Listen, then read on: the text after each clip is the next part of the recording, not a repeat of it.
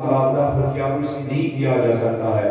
नफरतों का मुकाबला फातिमा ज़हरा सलामुल्लाह अलैहा की सीरत अपना कर किया जा सकता है।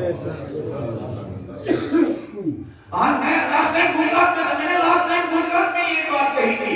मैंने कहा जब आपकी बिरयानी की देगे मजलिसों में तकसीम हो, कबल इसके कि आप आजादारों के दरमियान तकसीम करें, आस पड़ोस में रहने वाले हिंदुओं के दरमियान पहले मजलिस का तबरुक तकसीम किया। पहले हिंदू भाइयों के दरमियान ये तकसीम की जाऊंगे, जरूरतमंदों के दरमियान, सुन्नी भाइयों के दरमियान। इसलिए शिया कौम, फातिमी कौम खाने वाली कौम नहीं है, खिलाने वाली कौम है। लेकिन हम जिंदगी भर खाते रहे, खिलाने का मिशन हम जिंदगी भर। हमारी ये अंजुमन जो साल भर मातम करती है, इनको सिर्फ मातम ही करना है। हमारे ये बरसिया खां जो साल भर बरसिया पढ़ते हैं, इनको सिर्फ बरसिया ही पढ़ना है। मुझे साहब मिंबर पर बैठे मुझे सिर्फ तकरीर ही करना है, याद नहीं इन अय्यामे फातिये में बीवी से एक अहद कर रहा। बीवी हर साल में कम से कम 10 लोग, 10 परिवार, 10 घर, 10 बच्चों की जिम्मेदारी लूंगा। अगर 10 बच्चों को फीस की जरूरत होगी मैं दूंगा, अगर 10 घरों को अनाज और गजा की जरूरत होगी मैं दूंगा। फातिमा से है दीवानी के दिन में, सिर्फ मातम के दिन नहीं। भूली हुई फातिमा की सुन्नतों को जिंदा करने के दिन है। भूली हुई फरामोशुदा फातिमा के किरदार को जिंदा करने के दिन है। सैयद हसन नसरुल्लाह ने यही किया,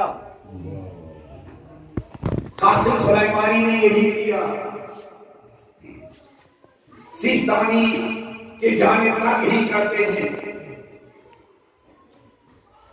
खामेनी के जानिसाब यही करते हैं।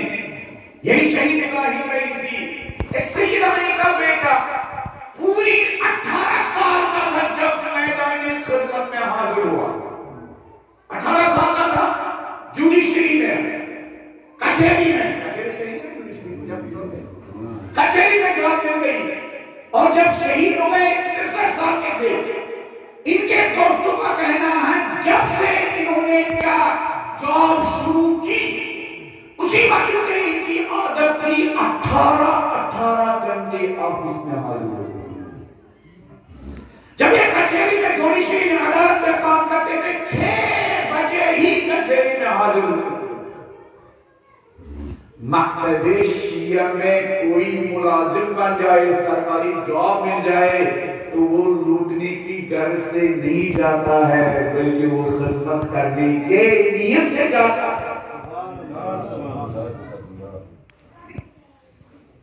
18 घंटा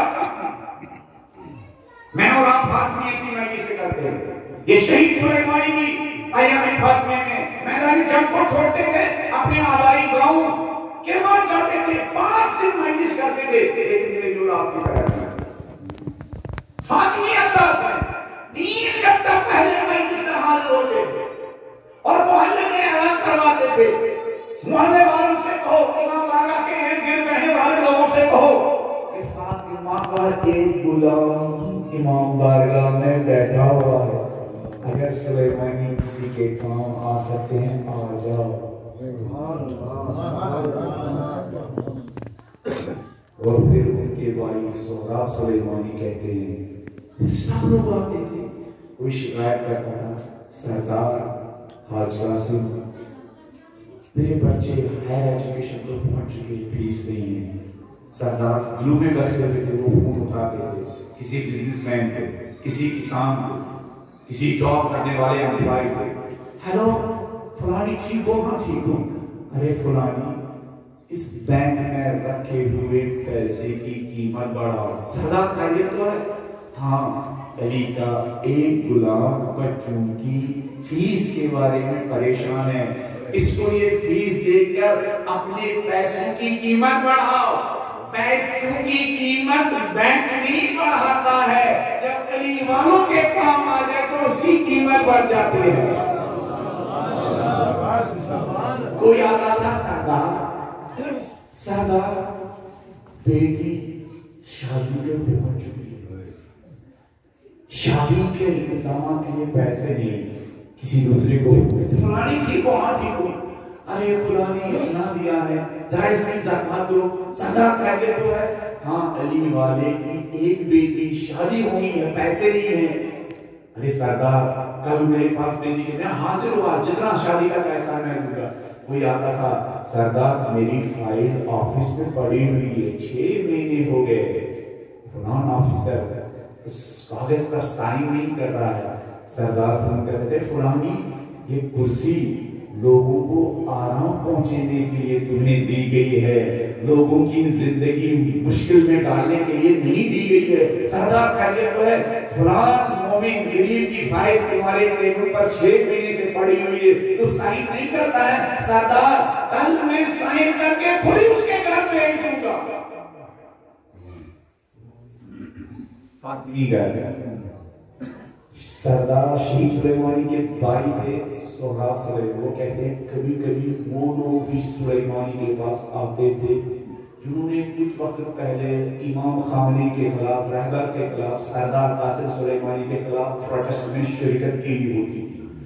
जब उनके पास आता तो वो हम कहते हैं ना मगरमच्छ के आंसू आते थे, हम उनसे कहते थे सरदार इनके आंसुओं की तरफ न जाइएगा। 2 महीने पहले जो इनकलाब के खिलाफ, रेवोल्यूशन के खिलाफ, आयतुल्लाह खामनी के खिलाफ जो प्रोटेस्ट हुए, ये भी उनमें शरीक था। देखो लैंग्वेज, देखो फातिमी मिजाज सोहराब सुलेमानी का कहता है।